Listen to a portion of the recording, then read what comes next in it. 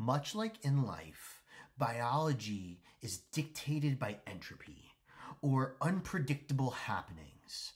And if you want to be healthy and feel good in a life and biological world that's dictated by entropy, it's going to lend itself favorably to being flexible and being able to find peace amidst chaos.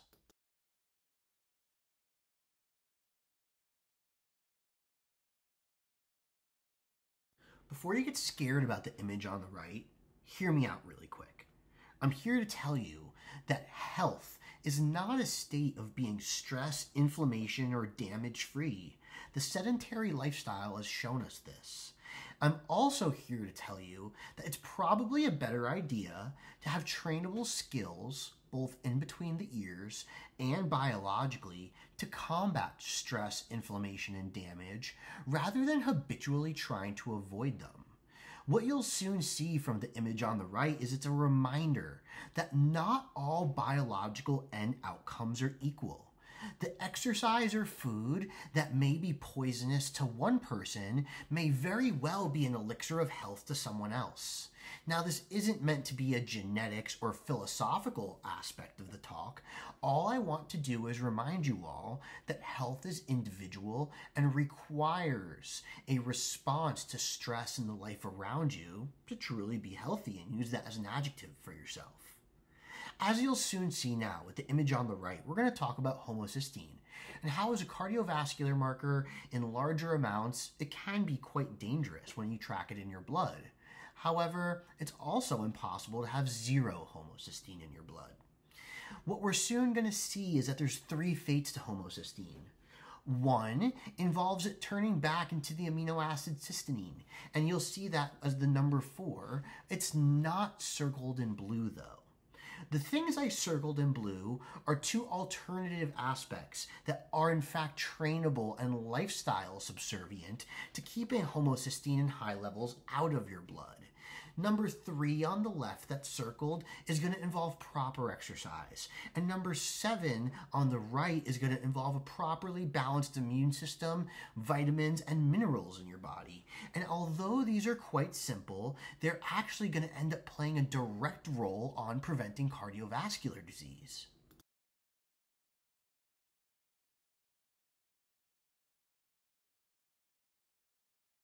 This is obviously a slide that you kind of just sit quietly and mull over, taking your time, and when you're done doing so, at least the first or second time through, I'd like you to sit there and ask yourself, what is the ideal person and biological organism I would like to morph into over time?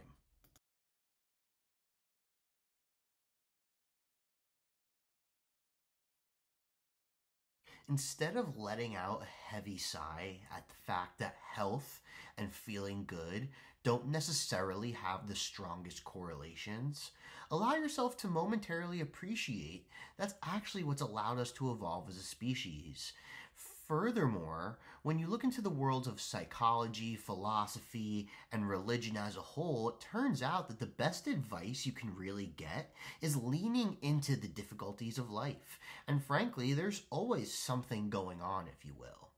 And my plight for this quote is that our friend Maurice here gives us a wonderful reminder that although the correlation is not strong necessarily between health and ultimately feeling good, there is an undivorceable aspect of feeling good that involves your physical body being taken care of.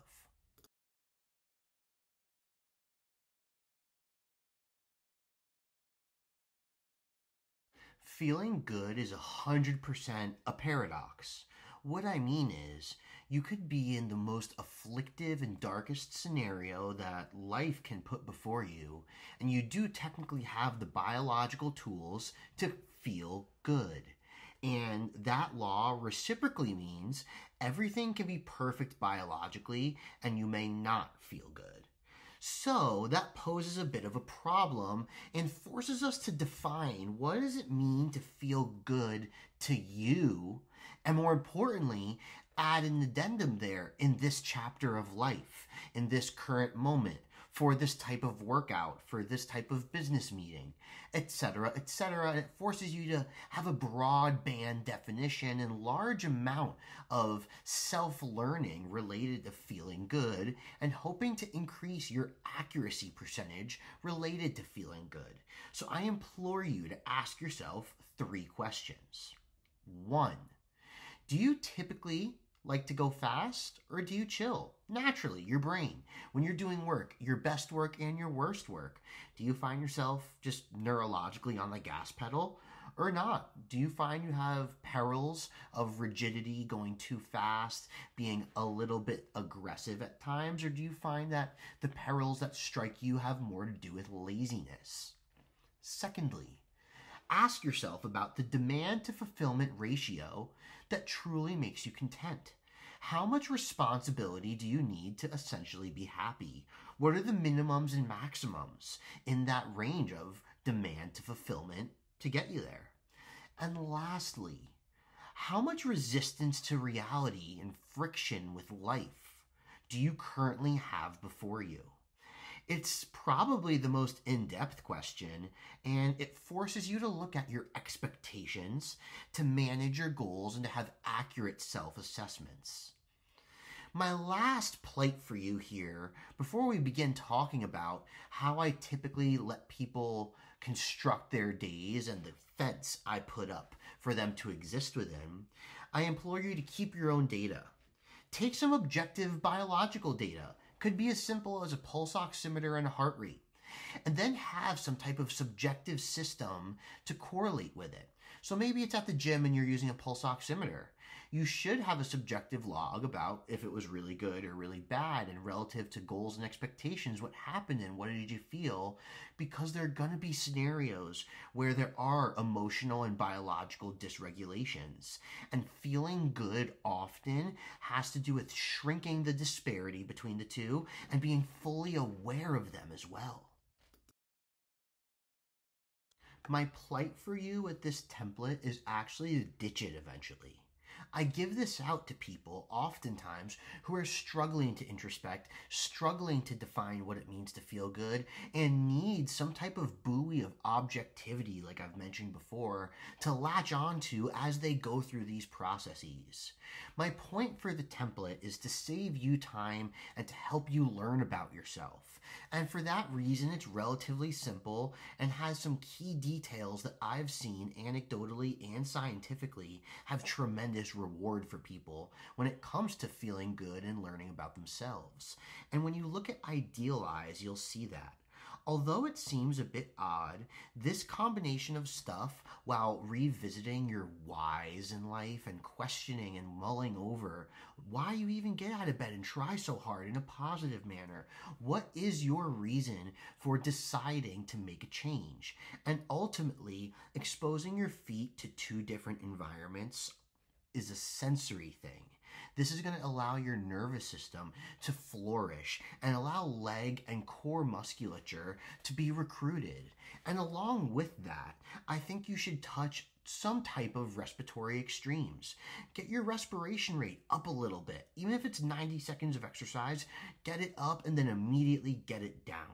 And doing all this in some type of mulling-like environment, whether it's philosophical or whatever it may be to you, is going to have a tremendous reward when it comes to dealing with motivation later in the day and later on in life. And the goal is for this to compound each and every day as well. As the day gets going, have tools at your disposal as you passionately make progress and move forward. And your tools are exercise and food. And you're going to use them in a synergistic manner to make you better. As little as an 8-minute run for a small go phase, or even as little as a little bit of quantified and specific sensory-oriented movement can make a drastic change in your day, the same way well-timed fatty acids and choline, or the lack of food completely, can do so. And allowing yourself to have a system of learning where you go through these mini cycles a couple of times keeps things neurochemically and phenomenologically fresh for you and avoids you getting stuck in the rut of 1 to 3 p.m. and you're bored. And then ultimately, once that's all said and done, you need to reduce. And that play on words has to do with antioxidants, has to do with a little bit of chemistry, and it also has to do with the fact that no matter how hard you work, there needs to be a transition period between the workday ending and going to bed. So reduce can be as simple as a couple of minutes, or it could be everything you do from the minute work ends until you fall asleep.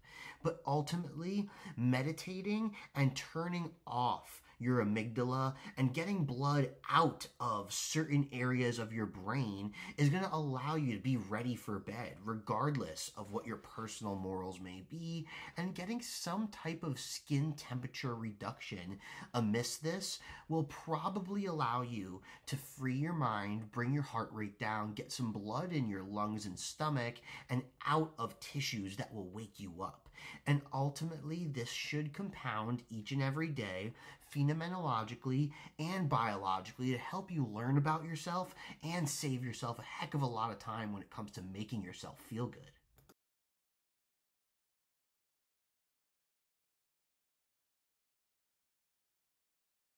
Trust me, I know more than anybody that doing something new is incredibly difficult. So, in an effort to summarize everything we've talked about so far today, I want to walk you through this image briefly so that you can have a progression system from no matter where your starting point is on how to be healthy and feel good in some way eventually. And starting on the left in Be Healthy with microdosed exercise, it's as simple as getting in a step count with a heart rate below 100. And from there, you could do little bursts of creatine work. And what I mean is 1 or 2 minutes of jumping easily outside. And I don't mean jumping for that whole 2 minutes. Go outside and do a couple broad jumps and have a med ball or a rock and just huck it a bunch of times. And do that maybe once or twice a day on top of your steps. And then eventually you'll be able to venture into glycolysis and get in a truly heavy breathing environment in some form of physical activity and be able to get the most out of it. And ultimately that'll lead you to having multiple types of activity in one day, or maybe one longer bout of exercise sessions. That's a couple of things. Maybe it starts out as a walk, and then you throw a med ball and a rock, and then you do a few jumps, and then you go for kind of a fast-paced run out of nowhere. And all of a sudden, you got some valuable exercise-driven epigenetics out of less than an hour of work per day. Which leads us into access to nutritional extremes. And the emphasis is on access to it. As long as you can have the enzymes and gut micro profiles to digest many types of versatile foods and not get sick, you will more than likely have a lot of health outcomes go in your fashion. And that starts with digestive balance. Is there even a wide variety of things you can eat properly? And then from there, you can move into bell curve style eating, which I've coined as having the bookends of your day being lowest, if not zero carbs, and being more fat driven, and having the center point of your day where the sun is the highest and you're most likely to exercise and be active, be where you get your carbs, and then having a steady stream of protein throughout the day, which immediately leads to small extremes. Maybe it went from having berries and mostly fat in the morning to having no carbohydrates at all, or even experimenting with a little bit of under eating on purpose and leading to experimenting with a little extra carbs midday. I'm talking 10 or 15 grams of carbs or fats here in the smaller extremes, not like in larger extremes where you may experience positive benefits from having a day where you purposely fast and now maybe do a ton of PBO activity and a little bit of creatine work. And then days where you purposely eat more carbohydrates than normal and maybe pair it with lactic work or mixed type of exercise. And all of this being healthy is amidst you specific skills and learning. So starting out with your classic blood work, your CMP and CBCs, and then looking at that in a healthy state versus a stressed state, so you have a good idea of how your body compensates as far as blood work metrics are measured. Then you can look into further individual specific testing and some genes. And finally, now you can look into retesting with your interventions. So maybe looking at a lipase score or a creatine kinase score or a homocysteine score. Before and after, you spend 1 to 4 months tackling it. And when you have that firm base of health, like our friend Maurice reminded us, then we can really hone in on feeling good. And kind of diving a little deeper into the progressions of the template I gave you, we'll start with idealize on the left side of feeling good. And my very, very first step for you all, and I strongly implore you to follow through with all of these, is to get outside within 15 minutes of waking up every single day. Even if it's just outside your garage and you stand on concrete with flip-flops and drink a cup of coffee, that's a start, but do it every day. Then you can get into the dual grounding, exposing bare feet to 2 different environments, and I do truly believe 2 is better than 1 environment in this scenario. Which, you're already outside and doing stuff, might as well get into the respiratory extremes. And it doesn't have to be crazy. It could be as simple as running just to the stop sign and back, and then immediately doing a breathing exercise or meditation. And doing that alone will allow you to see the benefits of all 3 of these things: light, sensory experience, and respiratory training, and create your own protocol. And you'll see that's the end goal for everything in the feel-good category, because now we've assumed you've taken care of health, and together you can truly now be healthy and feel good all the time. Which leads us to the fast fuel, grind, and go category, where the first thing is just objectively collect data. See and sample things out and learn about yourself with objective and subjective balancing. Then try to pair foods with the goal, whether it's exercise or work. Figure it out. I work better on carbs or fats, it seems, for my energy sources. And then you can worry about the golden trio, which is I eat this food with this type of exercise for this type of outcome. Maybe you notice that fats and PBO work and creatine work are excellent for your cognition, and maybe you notice lactic work and carbs is excellent for cognition, but now you can make that trio come together and again, fully develop your own protocol. And lastly, reduce. The very first thing you need to do here, if you ever want to begin to truly heal and go through reduction qualities as far as biochemistry goes and redox processes, you need to end vigilance. Let your brain and every aspect of biology know that the day is over. The stress has ceased for the day. And then you can get into focused healing. Now, looking beyond just ending the stressor, looking at finding peace and being in a state where you can now eat and feel safe completely. True safety and peace in the brain are far different than just vigilance and stress not being apparent. And once you've gotten that balance, now we can look at autonomics like your HRV or your ventilation rate while you're awake and sleep as a means for balancing out your healing and debt collection systems, if you will. And lastly, this should bring you again to your own protocol for reducing at night. And ultimately, my plight here is for you to be the best version of yourself as possible. And I don't mean becoming some idealized messiah or anything. What I mean is recognizing how to manage yourself when it comes to being healthy and feeling good as often and as accurately as possible.